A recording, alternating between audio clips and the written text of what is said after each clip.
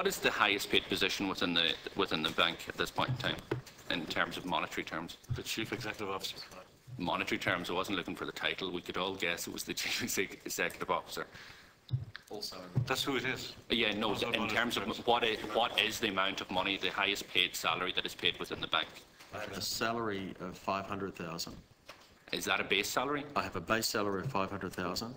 I have an allowance of 38,000, and I have a pension of 125,000.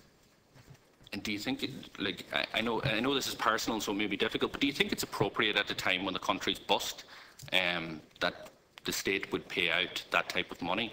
Like, we've had a report from St Vincent de Paul about, people have less than €100, 1.8 million of them at the end of the month. Like, do you think it's appropriate that the state continue to pay that type of salary? And I'm not casting any aspersions on the job that you're doing or the work you're doing. It's just.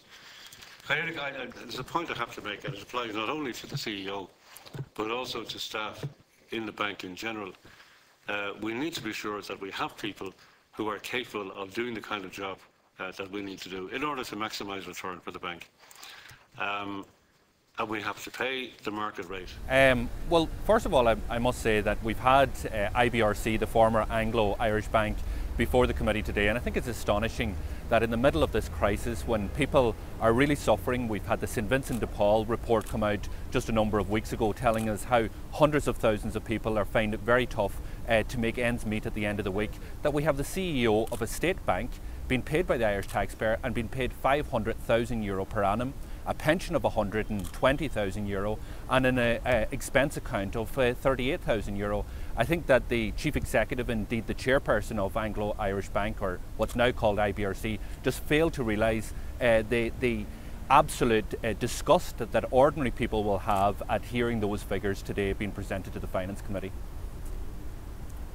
So are you saying, Pearse, I presume that he should reduce those payments, or what level should it go to? I think that there's no justification for a state bank to be paid in any way over the salary of the Taoiseach. I think it's absolutely ridiculous that we're paying 500,000.